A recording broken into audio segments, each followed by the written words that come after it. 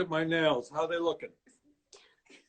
They're looking very quarantined. I could tell you've been on quarantine for a while now with your nails, but you know what?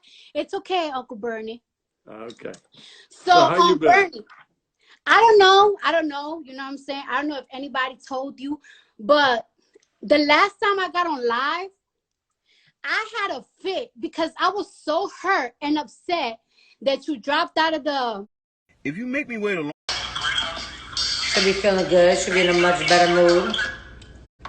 If you make me wait a long... I know they support you so much. So, when I see that you dropped out of the race and everything, I kind of know why, because it's so expensive. It's very expensive to run a campaign. And when things are not going, the way that you want it to go, it's just like, hey, let me just drop it right now before we spend money on other things. And I was really upset because I keep telling the youth and I keep telling my people and my supporters, like, it's like, you guys really have to go and vote. And now we are now we're stuck between 45. We won't name them over here. You know what I'm saying? We ain't going to name them over here.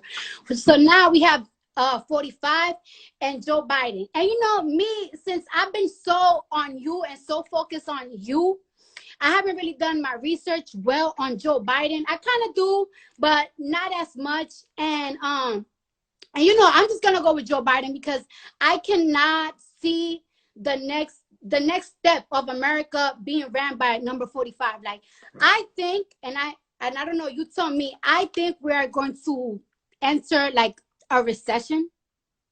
I really think that, you know what I'm saying? So many people are unemployed right now. And I feel like those people that are unemployed, not everybody's going to get their job back when America opens back up.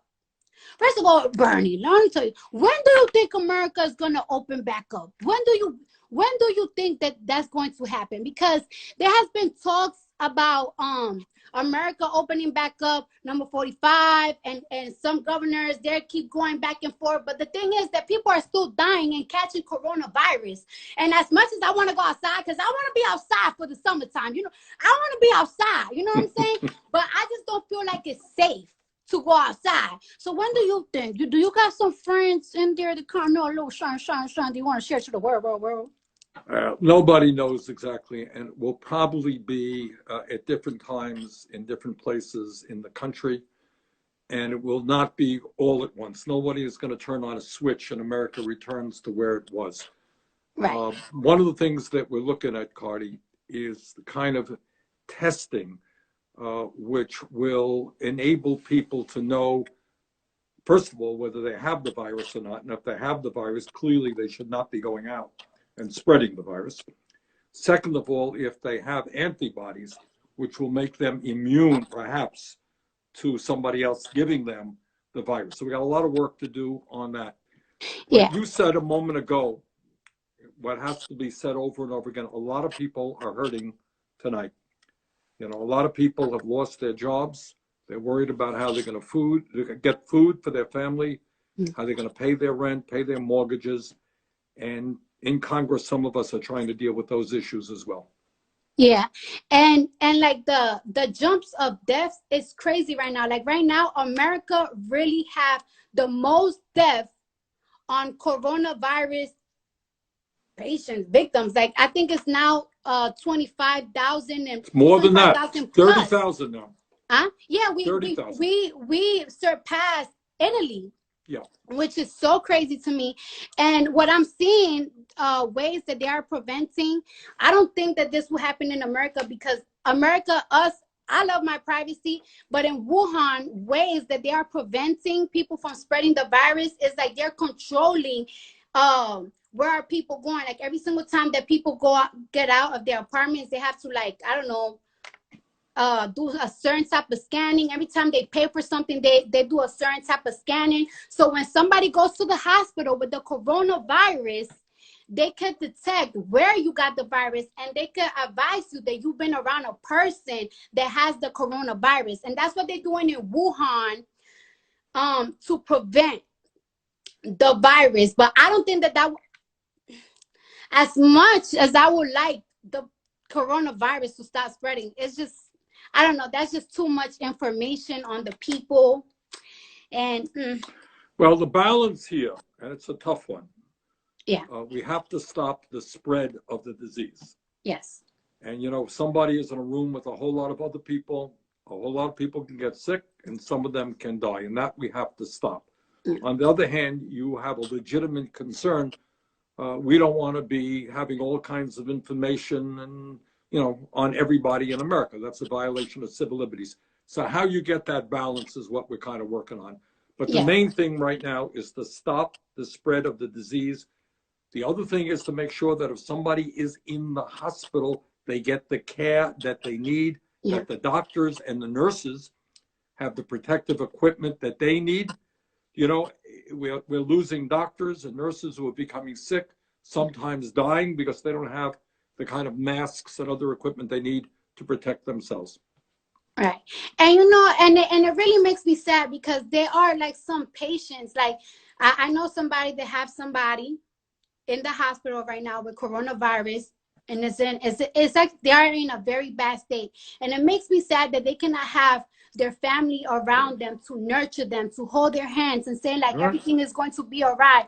Like not everybody trusts doctors, not everybody trusts hospitals. Like you always want like somebody looking over, and it's really sad that some people like their last moments they cannot even spend it with their families, which is something that is really sad. It's really heartbreaking. Hi, husband. Oh, that's my husband. He's so burning my husband. Sorry. And that's the type of things that, you know, it makes me sad. But right now, even though we are going through this coronavirus crisis, you know, people are still running. And I heard that you are endorsing now Joe Biden. And, you know, we're really now in the matrix. It's either Joe Biden or Trump. And one thing is, you know, a lot of people like the youth, they don't really rock with Joe Biden because he's conservative. But the thing is that, like, you know, I think Obama, right? I think Obama did like a smart move when he picked Joe Biden as his vice president, because that's how he got the conservative vote. And just because there's so many people that are liberal like me and are a little bit more open with things, a lot of these states are not. So I think that that's why, you know, Obama had Biden as vice president, and now he's endorsing him, and we're very excited to see that. I'm very excited, and I'm excited too that you are endorsing Joe Biden. And I will want you to tell my platform, why are you endorsing him? Like, why should we vote for him? Well, a And couple how of can we reasons, spread Cardi. for us to vote for Joe Biden? Okay. First point is that when I announced that I was running for president, and there were like 18 people running, you know, what I said is, if I don't win, and I tried hard to win, I will endorse the Democrat who wins, because Donald Trump is, to my mind, the most dangerous president in the modern history of America. This is a guy who lies all the time. He doesn't believe in science. He downplayed this whole coronavirus, which has led to the deaths of many thousands of people unnecessarily. He doesn't believe in the Constitution. He thinks he's above the law. So this is a bad news guy that has got to be defeated. And I will do everything that I can to defeat him. What I am also trying to do right now, Cardi, is to work with Joe to see that he becomes a more progressive candidate. All right. In other words, what I want to see him stand for, which he will, is to raise the minimum wage to at least $15 an hour, to make sure that all of our young people have the opportunity to go to college regardless of their income. All right. To cancel student debt for a lot of people. I would go further in all of these areas than he goes, but he is moving in the right direction. He's moving in the right direction on immigration reform. I think you will be pleased to hear what he has to say. I know that criminal justice and the number of people who are in jail today, often African American or Latino, disproportionately, is an issue of concern to you. I think you'll be hearing him making some pretty strong statements about the need for criminal justice reform, to make sure that we're not throwing young people into jail, but getting them the education and the jobs that they need. Yeah. And, you know, even like right now, people that are in jail, they are not being protected as good as they should with this coronavirus. And one thing that baffles my mental, right, about number 45 is that, you know, when this coronavirus news was hitting and everything, he just kept blaming that this was a move of the Democrats to make him look bad. That the Democrats do is bad propaganda Right. to make him look bad. But the thing is that, honey, you don't need the Democrats to make you look bad. You make your own self look bad. There were so many chances that he had when interviewers asked him questions that he could have answered with the right answer that would make people be like, okay, he actually cares. And instead of him giving a right answer, he just shuts them off or just degrades them. And it's like, you don't need no Democrats to make you look bad. Sir, you make your own self look bad. You Well, Cardi, he's about doing your that. views on Twitter when He's and doing they that don't right take now. responsibility. We are in this point because of him. He could have been avoided this in January. You know, a lot of people, I have a lot of love for the Chinese people, but a lot of people, when coronavirus was becoming trendy in America, it was like around early January, and a lot of people felt like it would have been racist or prejudice to close the borders from China to America. And I just feel like, how come it wasn't prejudice when when America closed the borders in West Africa when the Ebola virus was around, and the Ebola virus never even got here? So that's my thing. I feel like they put capitalism, money, trading goods before our health. And that's my problem. That's my issue. And instead of apologizing and giving us better, I don't know, better things than $1,600 stimulus check at one time, I feel like we deserve better because they messed up. Apologize for messing up and do better for us, for the people. Not just. Well, that's one of the things about this guy is he doesn't apologize and he lies all of the time and he blames other people. Yes. So right now, because he downplayed the disease, he did not listen to the scientists. He did not use the Defense Production Act to tell private companies that instead of producing underwear right now or socks, they got to produce masks and we got to start producing ventilators and all that stuff. He didn't do any of that. So he blames other people. Right now, he's blaming the World Health Organization, which is an enormously important international organization that is trying to bring scientists and doctors together to work on a vaccine, to figure out the best way forward to treat this disease. He's now threatening to cut funding for them. Just the other day, you may have read that he threatened Dr. Fauci, who has been telling the American people the truth. Trump does not like the truth. So he wants to fire this guy as well. So, you know, what we're trying to do now in Congress is go around Trump, make sure that our doctors and nurses have the equipment that they need, that we produce the kind of testing kits that we need so anybody in America can get the kind of tests they need when they need it. We're trying to make sure that every hospital in America has the ventilators and the other equipment that they need. And we have to move very aggressively in all of those areas. Right. Woo! I'm so excited. I'm excited and I'm nervous and I don't know, I'm so emotional because this makes me really excited. And I hope that all the viewers have a better understanding of what's going on.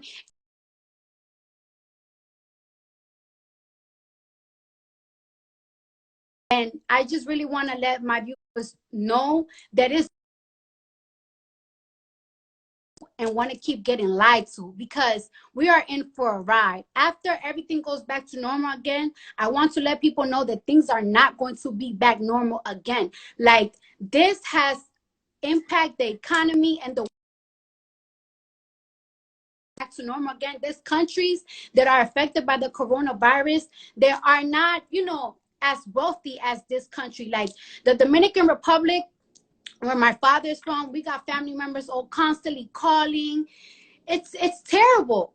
All right, Cardi, let me just tell you one of the things that we're trying to do. I'm sorry, that's my Number one, mama calling. Trying to make sure.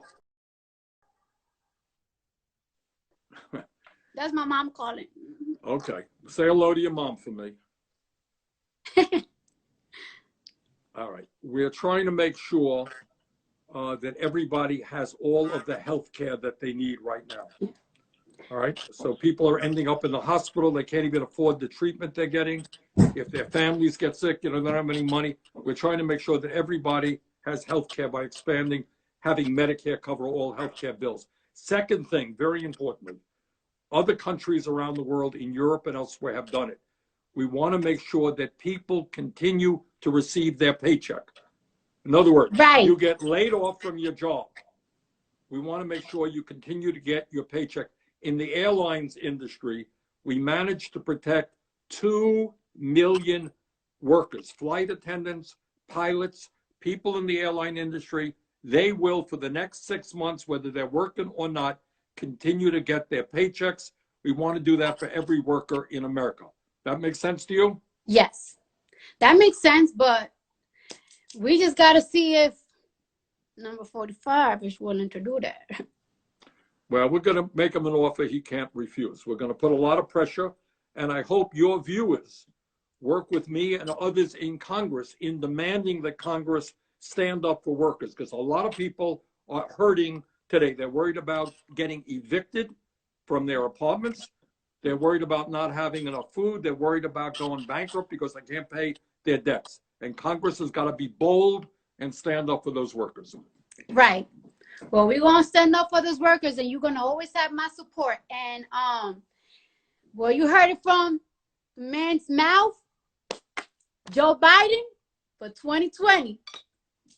Okay. Okay. All right. Thank you, Cardi. You keep up the great work. Thank Talk you. to you soon. Thank you. Okay. Bye-bye. Bye-bye.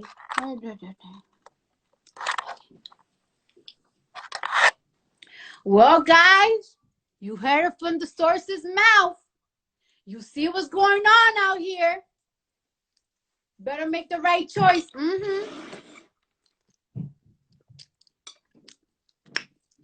little sour. It's a little sour. Take this off. I want to be covered for Uncle Bernie. How baby girl used to say it, Uncle Bernie? Heard it from the source's mouth. And now, because it makes me sad, like, I know a lot of people, I know a lot of people that really can't relate, but I literally know somebody that has a family member in the hospital, and all right, so like I was saying, right, I know somebody that has a family member in the hospital, and it's just like, you know, like, can you imagine being in the hospital about to get on a ventilator and you're scared? Like, you're scared because a lot of people don't really trust the hospitals like that. Like, you always so paranoid, and it's like, in the hospitals, like, yeah, they're giving you medicine, but imagine taking so much medications. It gets you kind of dizzy. It makes you kind of sick. Like me, when I take like 6 Excederants, and yes, because I be having really bad migraines, like, I just feel a little dizzy. I feel my body getting weak. So what do? I drink a smoothie so I could get boosted up. How are you sick in a bed? And your family, they cannot even bring you no green juices. You know, they just boost you up, elderberries, black seed oil to just reboost your immune. Like, you cannot even have a soup. You know, like your mom always like nurturing you when you're sick. You're not gonna have a family member to be able to nurture you. Like, a lot of people, they're dying for the coronavirus. They're dying, and they cannot even see their family members. Like, imagine you having to see a parent or aunt or uncle or brother or husband or wife, and you cannot see their last time leaving and being on earth. Shit is fucked up. A lot of women, they are pregnant. They're not even able to see. They're not even able to experience giving birth with their husbands or their parents or their friends or their close ones. They gotta give birth by themselves. Like, giving birth, I needed a team. Let me tell you who was there when I was giving birth. My husband, my mama, my daddy, but he stepped out the room. He was like, I ain't trying to see this shit. I'm out. Tell me when she out. My sister, Patience, my mother-in-law, my father-in-law, he stepped out the room too. He was like, I ain't trying to see this. Let me know when she out. You know what I'm saying? It's sad.